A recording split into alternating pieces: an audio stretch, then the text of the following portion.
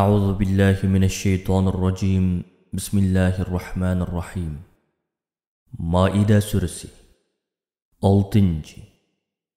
Nihoyat shafqatlik, to'liq mehribon Allohning ismi bilan boshlayman. Ey insonlar, bilinglarki, Alloh osiy gunohkorlarga haqiqatan azobi qattiq zotdir. Shaksizki, Alloh tavba qilgan bandasiga nihoyat mag'firat qiluvchidir, nihoyat mehribondir. Payg'ambarning mas'uliyati faqatlik kishilarga dinni yetkazish va ularga yo'l ko'rsatishdir. To'g'ri yo'lga muvaffaq qilish faqatla Allohning qo'lidadir.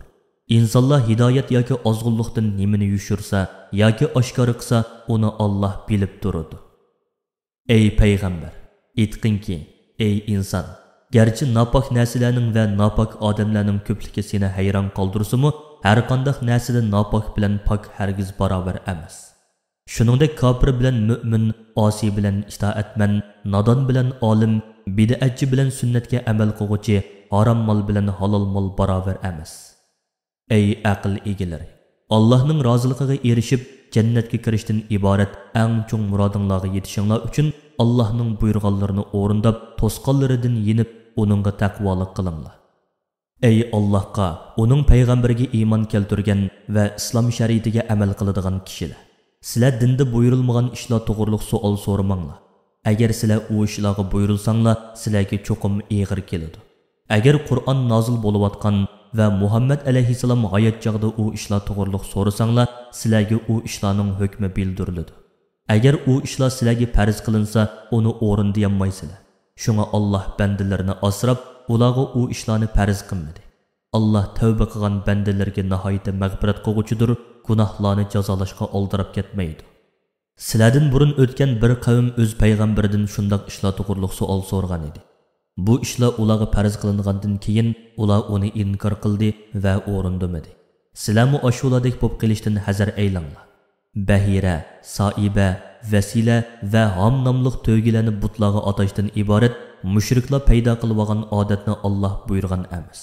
Lekin kofirlar Alloh nomidan yolg'onni to'qib, Alloh shundoq buyurgan deydi.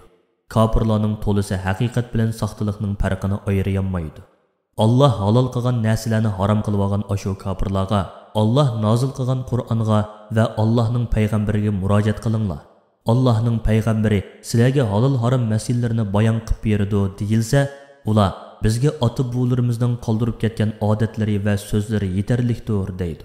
Ularning ota-buvlari hech narsani bilmaydigan va hidoyat topmagan odamlar tursa, bu mushriklar qandoqlarcha ularga agishidi. Ular o'zlaridanmi ozg'un va nodon odamlarga agashmoqda.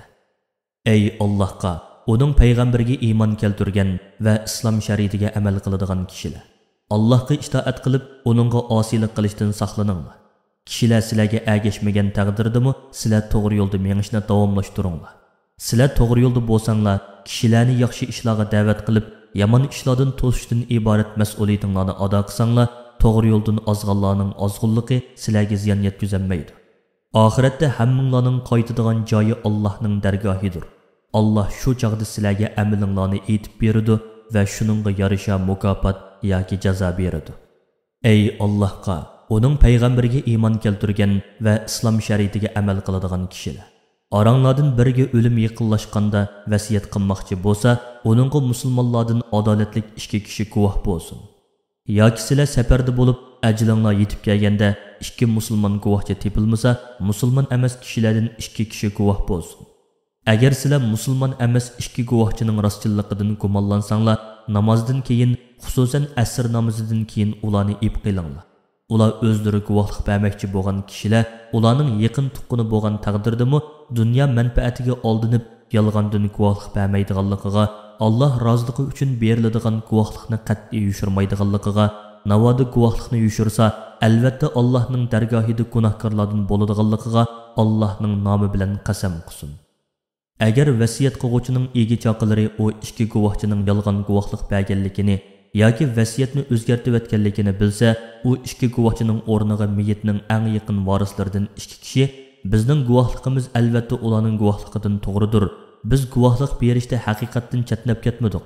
Agar biz haqiqatdan chatnab ketib, yolg'ondan guvohlik bergan bo'lsak, biz albatta Allohning cheklamasidan chatnab ketib, o'ziga zulm qilganlardan bo'lib qolamiz deb Allohning nomi bilan qasam qilsin.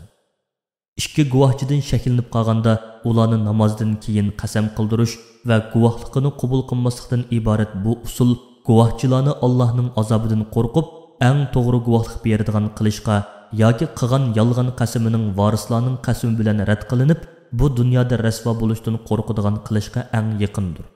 Ey insonlar, Allohdan qo'rqinglar. Yolg'on ishga qasam qilishdan va yolg'on qasam qilib, haromdan pul tepishdan hazar aylanglar. Sizlarga qilingan vaz nasiyatga quloq solinglar. Alloh o'ziga itoat qilishdan bosh tortgan fosiq qavmni hidoyat qilmaydi. Ey insonlar, qiyomat kunini unutmanglarki, Alloh u kuni payg'ambarlarni yig'ib, ulardan dunyodagi chig'ida qavmini iymonga da'vat qilganda, qavmining ularga qanday javob berganligi haqida so'raydi. Payg'ambarlar Allohga javob berib, biz bu vaqtda hech narsa bilmaymiz.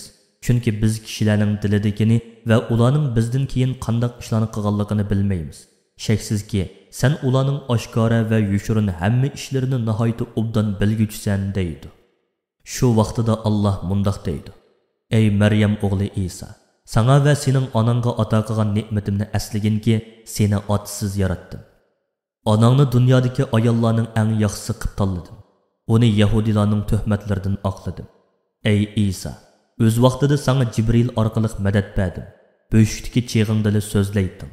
O'ttir yosh vaqtingda kishilarni dinga da'vat qilatding. Men sana vahiy qilgan chaqda kuch-quvvating va aqling to'shqan edi. Yana sana muallimsiz holda o'qish va yozishni o'rgatdim. Aql, idrok va pam-farosat ato qildim. Tavrotni va Injilni bildirdim. Sen shu chaqda mening irodam bilan loydin qushning shaklida bir narsa yasab, uni pülisang, u mening irodam bilan uçadigan qush bo'ladi. Sen mening irodam bilan tug'mi ko'rni, baras kesilni saqaytatding. Shu chaqda sen mening irodam bilan o'liklarni tirildirib, qabrlardan chiqaratding. Bularning hammasi sening haq payg'ambar ekanligingni kuchlantiradigan op-ochiq mo'jizalar edi.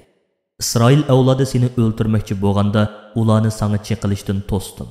Sen ularga ro'shan mo'jizalarni epkagan chig'ingda, ularning ichidagi kofirlar İsa ko'rsatgan narsalarning hammasi faqat op-ochiq sehrdan iboratdir deyishgan edi. Ey İsa, sana ato qilgan ne'matimni unutmag'inki, shu chaqda men havoriylar, ya'ni sana agashgan muxlis kishilarning qalbiga mening yagona iloh ekanligimga va İsa'ning haq payg'ambar ekanligiga iymon etinglar deb ilhom qilgan edim. Ular: Ey Rabbimiz, biz iymon etdik. Bizning sana bo'ysunug'ichi va amringga itoat qiluvchi ekanligimizga guvoh bo'lgin degan edi.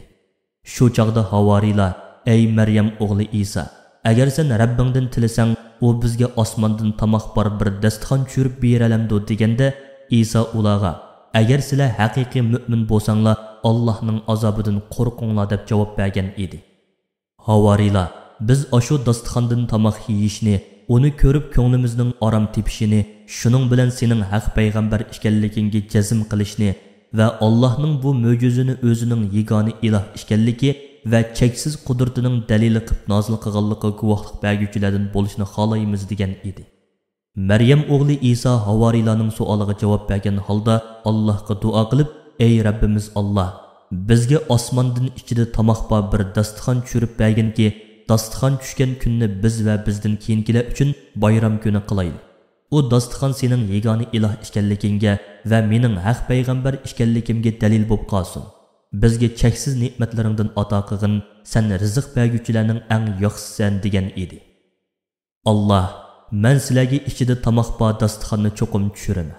Ammo dasturxon nozil qilingandan keyin sizlardan kimki mening bir ekanligimni va sening haq payg'ambar ekanligingni inkor qiladigan, men uni ahli jahondan hech kimni azoblamagan azob bilan azoblayman degan edi. Dasturxon Alloh va'da qilgan bo'yicha ularga tushirib berilgan edi.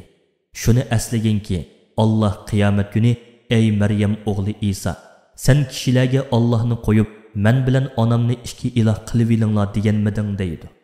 İsa bu savolga javob berib: Ey Rabbim, ulug' sha'ningga loyiq kelmaydigan sifatlardan albatta pok tursan. Kishilarga haqiqatdan boshqasini aytish menga hargizmi loyiq emas. Agar men bu so'zni aytgan bo'lsam, sen uni cho'qim bilgan bo'larding. Chunki hech narsa sana maxfiy emasdir. Sen mening zotimdagini bilasan, ammo men sening zotingdagini bilmayman. Shaksizki, sen oshkora va yushurin hamma narsani bilib turg'uchisan. İsa alayhissalom aytdi: "Ey Rabbim, men ularga faqat sen menga vahiy qilgan va meni aytishga buyurgan, mening Rabbim va sizlarningmi Rabbinglar bo'lgan Allohning yagona iloh ekanligiga iymon keltiringlar. İbadetni uning o'zigila qilinglar degan so'zni aytgan edim. Men ularning orasida bo'lgan muddat ichida ularning amallarini, ishlarini va gap so'zlarini kuzatib turgan edim. Sen mening yer yuzidagi hayotimni oxirlashtirib, meni tirik turg'izib osmonga ib ketgandan keyin ularning ahvolini va sirlarini sen o'zing kuzatib turgan eding. Sen hamma narsani kuzatib turg'uchisan, sana osmon va zimindagi hech qanday narsa maxfiy emasdir. Ey Alloh, agar ularni azoblasang, ular albatta sening bandalaringdir. Sen ularning ahvolini obdan bilasan. Ularga adolating bilan muomala qilasan. Sen ularning ichidan kechirimga loyiq bo'lganlarni o'z fazling bilan kechirasan. Shaksizki, sen hammadan g'olibsan, sana hech kimning kuchi yetmaydi. Tadbirlaringda va amr farmonlaringda hikmat bilan ish qiluvchisan. Alloh qiyomat kuni Isa alayhissalomga aytdiki, bu kun rostchillarning Rabbiga bo'lgan iymonidagi, itoatidagi, niyatidagi, amallaridagi va gap so'zlaridagi rostchillikqa asqotadigan kundir. Ular qasrlarining va dal-daraxtlarining ostidan o'stanglar eqib turadigan jannatlarga kiradi. Ular u jannatlarda mangu turadi. Alloh ulardan rozi bo'ladi. Ularning yaxshi amallarini qabul qiladi. Ularni Alloh ato qilgan sonsiz mukofotlarga rozi bo'ladi. Bu haqiqatan zo'r muvaffaqiyatdir. Osmonlarning, zaminning va ulardagi butkul mavjudotning podshohligi Allohga xosdir. Alloh har narsaga qodirdir. Allohning qudratiga hech narsa tengilanmaydi.